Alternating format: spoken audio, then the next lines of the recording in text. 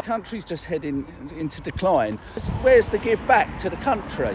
Scratch our heads about going out for a bite to eat now.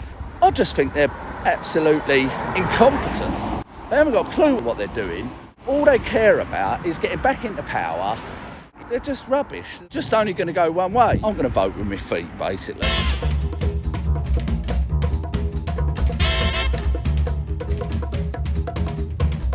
Hello, it's Mark here.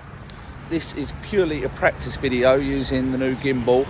Basically, I've got notes here, so forgive me. This is a pure and honest video of me practicing and testing again to work with YouTube and make videos, really. There's going to be no B-roll, no fluff, no nothing like that.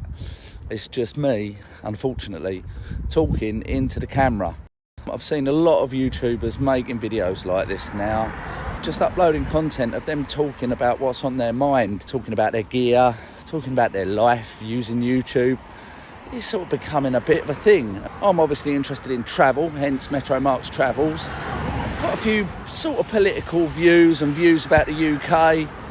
So the main reason I'm making this video is to try and, it's for myself really, it's so I can give myself some sort of direction in where I'm going with my videos. Also to practice using the gimbal and the iPhone. I do hope to upgrade to a proper mobile camera soon, looking at the Insta360, some of the DJI products and stuff like that. So forgive me if I am being a bit of a blithering idiot, but I'm just having a nice walk. I'm going to cache some old sovereigns, believe it or not, from dating back from the 90s, and hopefully to put into my little YouTube project. And that's it. I've been inspired by YouTubers, inspired by people that just upload content. It seems to be easier. What I was doing before was just getting any sort of random content that I seem to have and uploading footage and trying to edit my way into a video, which was so time consuming. Whereas if I just talk camera like this, and if I can get over looking like a bit of a bellend, which is going to be tricky for me obviously, if I can get over that, it's just simply an easy way to capture longer footage. Obviously I've got to learn to make myself be more interesting. I don't know, I'm not going for funny videos really, if I can have a giggle along the way, but just being comfortable talking on the camera, and it's a lot easier to chop and edit that using the tools I've got, CapCut and stuff like that. Yeah, so back out the shop there, just popped in the shop. So to continue why I'm making this video is to make an honest video. I want to create something that I can look back on. We have been documenting videos, I think, around since the iPhone come out really, and iCloud and all that sort of thing. We've obviously got videos from back in the day and plenty of photos. They're all stuck in albums, in garages and lofts. So for me, maybe my kids will want to look back in 20 years time, or even me, or even my grandkids possibly, and just have a laugh at the things I've done. I've got lots of videos. I travelled back in around about 2000, 2001, done a season in Ibiza, and then went travelling Thailand and Australia like a lot of people with some good friends of mine. Had a little small digital camera then, one of the first to come out. I was one of the first people to be carrying one round. Didn't really know what I was doing. Lost the laptop years ago, lost a lot of footage. Had some footage of my mum who sadly passed away. So I want to get to grips with this. I want to jump on this. I think it's one of those things, especially with AI making everything easier now, writing scripts and stuff like that. It's getting easier to use, and it's just something I'm interested in. I like technology. I've been into DJing. I've messed around with Ableton and other forms of software, which I find very similar to video editing software. So without waffling too much, that's another reason why I'm starting a YouTube channel and the direction I want to go in, to document my travels mainly. Also, I do have a message. The hook line, if you like, is life is getting fucking hard in the UK. It's rubbish. It's absolutely rubbish. Everywhere you turn, there's a fight, there's a fine, there's a bill. There's no hope for the youth. You can't get a doctor's appointment, blah, blah, blah. There's plenty of YouTubers out there that talk about all this sort of thing. It's one of my main drivers for taking a step back. I'm in a fortunate position. My kids are growing up. They're 18 and 16 this month. They live with their mum. So we've got, me and my partner Gemma, we've got a stepson. I call him my son as well. He lives with us, he's 18, he's got his job, he's moving forward on in life, and good luck to him. But I have a few beers with him and have a little chat, and we sort of think, scratch our heads, and like, why are the youngsters even going to bother struggling to get on the housing ladder? Like, I just hope they just enjoy their lives, and do you know what? That's what I'm hoping to do in the next few years. I've got some other little options of passive income, which I won't go into too much, but I've even been tucked up by the local council with them. Believe it or not, they're trying to charge me council tax now for my garage. I built a little bit of loft space above the garage, made it a usable space. We use it, someone lives in there, and made some borough council have slapped council tax on that. So my main house is £400 a month. Now they're charging me £120 a month for my garage. It's just ridiculous. It's like every way you turn, they're not helping people. Not saying I'm doing it to be a big charity helping kind of guy. I did it for a little bit of rental income, but it is helping a bloke out, split up with his wife, needs somewhere to stay for a year or two, get his head together. Good bloke, we get on well, and lo and behold, the council decided to slap a little bill on that. It's just ridiculous. I'll come into in the next chapter is everything does feel like a tax. It's draining income. That's it. The income tax brackets haven't shifted. Right, at the moment, I'm not working. I'll go into in the next chapter, like I say, I run businesses and stuff like that. I don't bother anymore. I'm sort of down in tools, because if you earn over, 42 or around about 50 grand now, you're going to 40% tax. So with my little few rental incomes, I was just looking around at a little few jobs. I mean, I'm an HGV driver. Sorry about the noise. That's a microphone. That's one thing I've got to get as well. Any tips or advice on which microphone? I'm looking at the DJI stuff. Hopefully it sort of works with my drone. I've got a DJI drone, which I'm really enjoying. Anyway, so you can't earn enough to live on without having to pay the government 40% tax on what you earn. And then you've got good old VAT, so everything you buy has got VAT on it. It's just ridiculous. So that's the end of this chapter. It's a little bit of an intro, why I'm making this particular video, why it's going to be long, me waffling, just practicing, getting used to the camera, the gimbal, using the iPhone, trying to lead a minimalist lifestyle, actually take a step back from all the years of trying and struggling and building a life. I actually want to go backwards and just travel around, make a few videos about doing some stuff, and not get absolutely shafted for the cost of it all.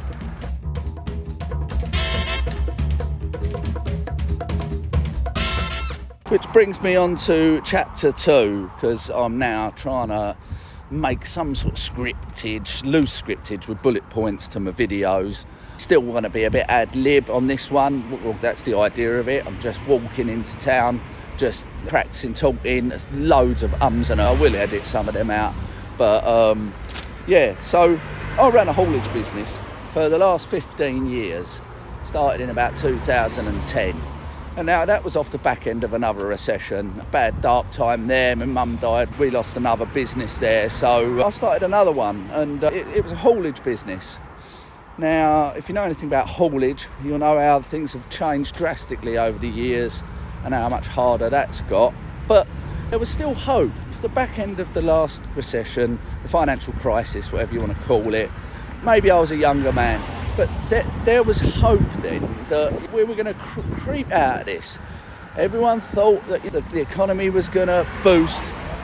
It did a little bit, but it seemed to flatline. But back then, fortunately, we was in the EU, and I hit on a chance there where a lot of, in my industry, which is the concrete industry that I was in, supplying concrete mixer trucks and drivers to deliver concrete, mainly around the capital and the southeast. We was in the EU, so there was a lot of Romanians coming over at the time. Now, at the time, around the sort of 2000s and early 10s, there was a lot of discontent against the Eastern Europeans, and Romania actually went into the EU around about that time, so they started flooding over. But it was easy to get drivers. They were brilliant. Not all, some were good, some were bad, like all nationalities and all races, but they were coming over. They wanted to work, they were hungry for work, and most of them still had their lives back in Romania, which caused some difficulties, i.e. they would nip off for a month in summer and disappear at Christmas. But on the main, they weren't a burden on the society. They come over, they worked hard, they wanted as much work as you could throw at them, and they took their money back home. But we was in the EU then anyway, so it was all in the club, I guess. Don't quote me on any stats about the EU, this, that and the other, but they were here anyway. That was one of the reasons why I got out of the business, because the drivers slowly started going back to Romania. Well, my drivers anyway. I think a lot of the Polish have gone back. I've heard Poland's booming at the moment. And there's been no one to replace them. I don't see these blokes coming off these boats, jumping in lorries or going to work in hotels. They just seem to be a burden. And then, because not aiming that purposely at those people, obviously, I don't want to be shot down here. There are genuine people that need help, and I think we should give it to them. But where's the give back to the country? All it seems to be is a burden on the NHS, the housing crisis.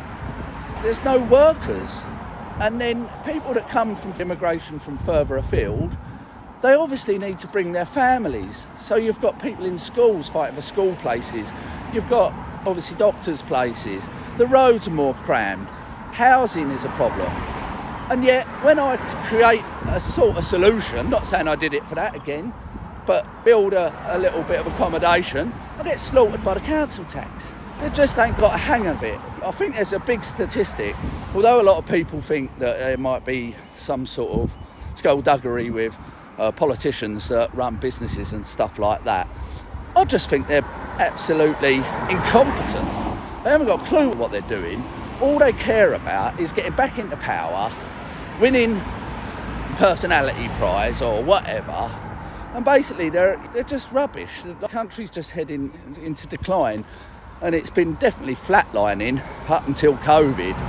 COVID was a bit of a nail in the coffin for our business, mainly because they've done a thing called a bounce back loan, right? Now, when you take out a loan or finance on business, normally it's to buy an asset, a truck, invest in something. You don't take out a loan just to survive. It'd be a bit like running your household on credit cards. It's just only going to go one way. You're still going to end up with a debt with interest on. So that was that. Obviously you hear stories about many people taking out all these loans and stuff and just disappearing off the planet. I don't doubt that did happen. More again through the mismanagement of the government. I don't feel sympathy for them, but it was a difficult time. No one knew what was going to happen during that time, really. So action had to be taken. And it's easy to, in retrospect, have a moan. However, it's clearly, you can see, if you're giving a business money that's a loan, that it's got to pay back, that it's got nothing to show for, that's ridiculous. That is bad business sense. That is poor management. Like if my kids said to me, oh, lend me some money so I can survive for the next year, I go, no, you've got to earn that money. Or what you're going to buy with that money. What are you getting for your money? Not just so you can survive. Anyway, the other thing was there was opportunity of growth, but then there came layers and layers, especially in London, with Transport for London, of legislation. I'm Transport Pacific. I think a bit of a direction of my channel will be, unfortunately, to bore you to death around transport and haulage, because that's my background. It's where I come from. It's what I do or used to do. Now, look, back in again, I'm being totally honest here. I've had to write notes. That's why I'm just being honest about starting the YouTube channel and not some sort of Instagram warrior that wants fame. I just want to get a few things out. So they brought in the driver CPC cards, right, which were basically a qualification to say that all HGV drivers undergo, I think it's 35 hours of periodic training over a 5-year period. Right, I get that. However, a lot of old school drivers were like, well, I've done my HGV driving test, so I can drive a lorry. I sort of come from, as I was a transport manager, you know, and business owner, you could get people coming back into the industry that weren't up to date. You had things like digital tachographs and lots of stuff that I won't bore you with and you'll know about if you're a transport kind of guy.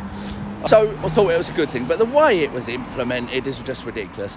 One, you've got to have a separate card for it, which I just thought was stupid. Why they couldn't put that on your licence or at least on your digital tacho card. It's just you've got 3 cards now for a driver. Now, that doesn't sound stupid, but it is just another little bit of a pain in the arse. And not only that, you have to pay for all these cards to be replaced when you ain't got them. And also, if you lose your CPC card, you can't go to work. Your employer can't let you go to work.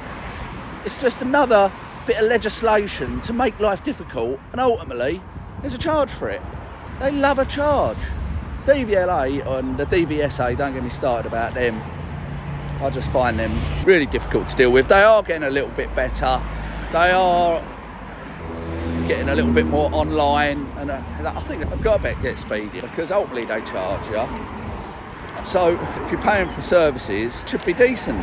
Then we had the FORS scheme, the Freight Operator Recognition Scheme, which was basically a scheme, another level, but it was something that was voluntary joined up to. However, all the big companies in London that you either hauled for or you delivered to, especially in construction, signed up to it. So unless you signed up to this scheme, you basically couldn't work for a company like Hanson or Heidelberg, or you couldn't deliver to a big construction site in the city or surrounding areas.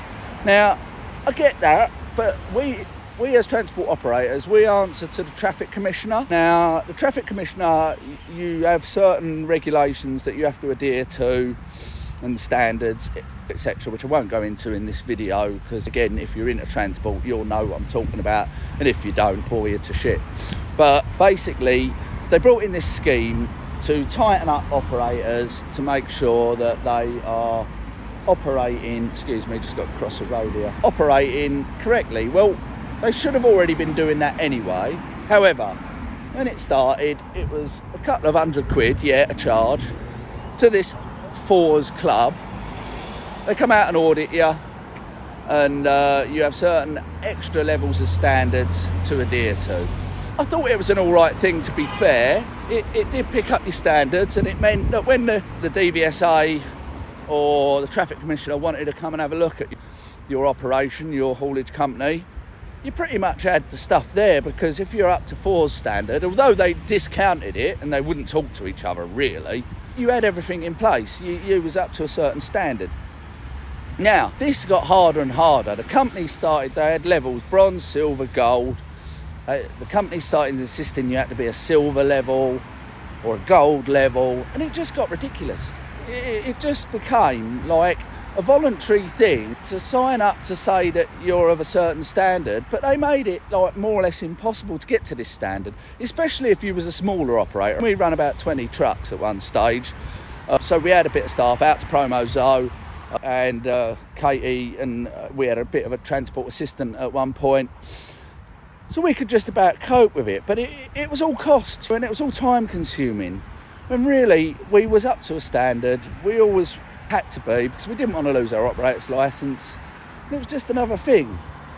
And then about 2008 you got into the Euro thing, so it was DPF, sort of particular depollution, particular filters, don't quote me, comment below if you like. Basically, we had a load of trucks around about 2012-ish, right? All good trucks, all fully good working, but because they didn't meet a certain Euro standard, I think they needed to be Euro 3 at the time, and it went up to Euro 5. But again, don't quote me, because again, all the legislation was so confusing. We had to retrofit these DPFs on all the vehicles. Now, they actually hindered the engines and made them worse. They cost £1,500 per vehicle. I think we had to do about 6 or 7 vehicles. And in the end, we took out the filter out of them because they were just choking the engines to death. And all this was cost to a small operator, right? So you think how many operators all around the capital, and we live on the edge of the capital and worked on the edge of the capital, but often had to go in for work. Yet there was people that might be in Essex, Kent, wherever, that didn't need to go in, so they didn't need to do that. So it was just a cost. That was £1,500 that could have been a driver bonus, could have gone in back into the company, whatever. So we did that, and then they changed it again. I'll have to check my notes again because I can't remember the timelines. I gave up with it all in the end, really. So, but anyway, I think around, well, we all know the big one with the low emission zone. They changed the rules on that and basically opened it out right to the M25 over the last couple of years, whenever it was. So that's just another reason. Now they've just put the Silvertown Tunnel in, so they've started charging you to use the Blackwall Tunnel that's been there for, I think, since 1800, something like that. I've got to go through it later. Hopefully going to do a little video on that, going with Touché MC and Promo Zoe up to Drum and Bass Classics in London, and we've got to go through the tunnel, so we've got to pay for that. Now, that's sort of okay, although they're working, it is a little stealth tax on them. But it's a one-off, you know.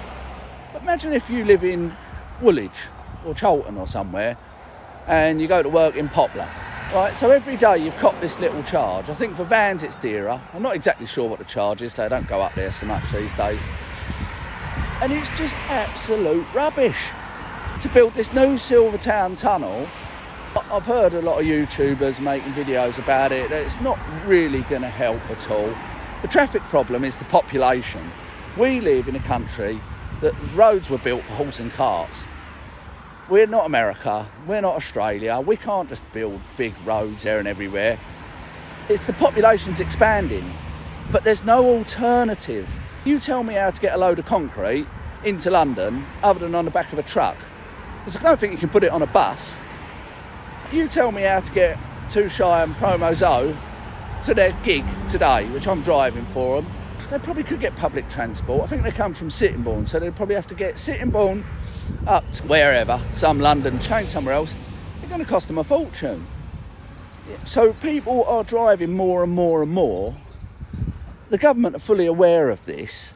They want to tax it more as a way to say be greener or try and reduce the way we use our cars and our trucks. But there's no alternative. It's a bit like they've got taxes on insurance, right? Car insurance. Now, motor insurance is mandatory. You have to have it if you want to drive a vehicle on the road, or above a push bike, basically, or above an electric bike of 250 watt. Now, if you've got to have something, it's mandatory, how can it be right that they tax it? It's the same with fuel. All right, fuel's not mandatory, you don't have to buy it. It's heavily taxed and VAT's put on top. Energy, it's all gone wrong. So anyway, I'm ranting, but that is, again, the idea of the video here. I'm just trying to make a long A-roll video, A-hole video to practice and talk and find my direction with my videos. I'm nearly into town now, so I'm hoping to wrap it up by the time I get there and get on with what I've got to do.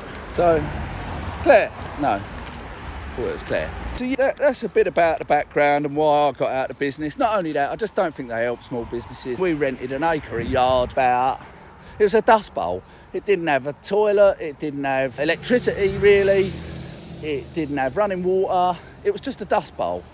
And I paid £2,000 a month in business rates on that, on top of the rent, which was, in the end, about £5 or £6 grand a month. It just, for me, it weren't worth doing. We could have made a go at it, we could have fought at it. If I was a bit younger, I might have done. Finding Xanadu, bless them, I don't think they're making videos anymore. They made some brilliant videos on Spain, and then they travelled Europe in a camper van. I follow a lot of van life stuff as well, so that could be an option moving forward. Me and my partner, we're just sick of working to live. We went out for dinner yesterday. It was about 150 quid. I don't want to pay £5 a pint. Just ridiculous.